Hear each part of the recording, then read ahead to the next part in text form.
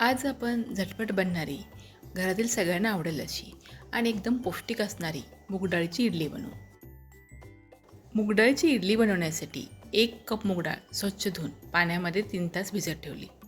ही मूगडाळ कमीत कमी 2 तास पाण्यामध्ये भिजवणं खूप आवश्यक आहे. त्यापेक्षा जास्त वेळ भिजली तरी काय हरकत नाही, पण 2 तास तरी भिजायला हवी. आता ही भिजलेली मूगडाळ मी निथळून घेतली आणि मिक्सरच्या मोठ्या भांड्यामध्ये काढून घेतली. आता या मूगडाळीमध्ये मोठे 4 चमचे रवा आणि 4 चमचे दही घालायचे आहे. जे आपण पोहे खायला चमचा वापरतो त्याच चमच्याने हे मोजून घेतलं आहे. दही शक्यतो ताजं असावं आणि जास्त आंबट नको. 2 हिरवी मिरची बारीक कट करून यामध्ये घातल्या आणि झाकण लावून मिक्सरमधून याची एकदम बारीक पेस्ट बनवून घेतली. शक्यतो यामध्ये पाणी घालायचं नाही. कमीत कमी पाण्यामध्ये ही डाळ वाटून घ्यायची आणि जर पाणी घालावं लागलंच तर ज्या पाण्यामध्ये आपण डाळ भिजवली होती तेच पाणी तर थोडंसं वापरायचं आहे. आता हे डाळीचं मिश्रण एका खोलगट भांड्यामध्ये काढून घेतलं. फोडणी पात्रामध्ये 2 चमचे तेल घेतलं. तेल चांगलं गरम झाल्यावर त्यामध्ये 1 मोठा चमचा मोहरी, छोटा पाव चमचा हिंग आणि 8 ते 10 कढीपत्त्याची पानं एकदम बारीक चिरून घातली. आणि फोडणी थोडीशी थंड झाल्यावर त्यामध्ये पाव चमचा हळद घातली. हळदीमुळे इडलीला खूप छान पिवळा रंग येतो. आता ही फोडणी डाळीच्या मिश्रणामध्ये घातली. त्याबरोबरच यामध्ये चवीनुसार मीठ आणि बारीक चिरलेली कोथिंबीर घातली. यामध्ये किसलेलं गाजर, मटार किंवा बारीक केलेली शिमला मिरची पण घालू शकता.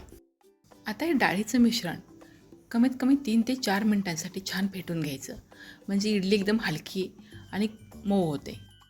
समजा हे डाळीचं मिश्रण थोडं पातळ झालं तर यामध्ये 1 ते 2 चमचे रवा मिसळायचा आणि 5 मिनिटांसाठी रवा छान भिजू द्यायचा.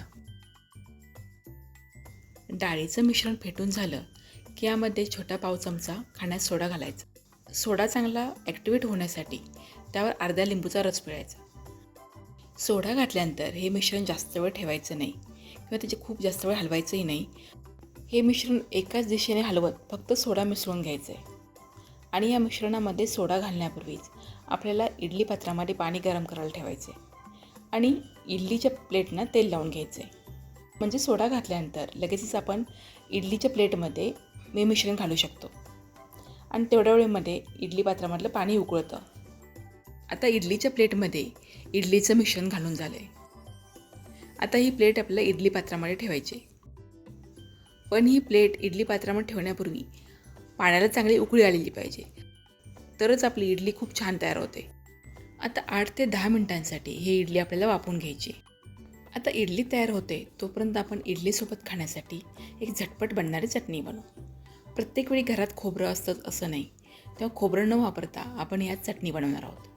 त्यासाठी मी एक छोटी वाटी शेंगदाणे घेतले आहेत आणि शेंगदाण्यापेक्षा थोडीशी कमी फुटाण्याची डाळ घेतली आहे.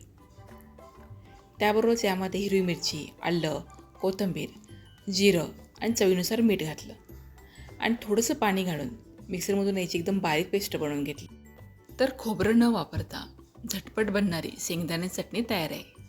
मी या चटणीवर फोडणी घातलेली नाही, पण जर तुम्हाला आवडत असेल तर हिंग, मोहरी आणि कढीपत्ता याची फोडणी तुम्ही या चटणीवर घालू शकता.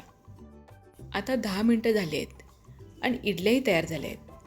पण ही इडली लगेच काढायची नाही, ती थोडा वेळ थंड होऊ द्यायची, म्हणजे इडलीच्या प्लेटपासून इडली अगदी अलगद वेगळी होते. तुम्ही बघू शकता इडली किती छान फुगली आहे आणि इडलीच्या प्लेटला चिकटली नाही. मी इथे 1 कप मूगडाळ आणि 4 चमचे रवा घेतला होता. त्यामध्ये या 15 इडली तयार झाल्या आहेत. ही मूगडाळीची इडली तुम्हाला कशी वाटली प्लीज कमेंट करा. व्हिडिओला लाईक आणि शेअर करा.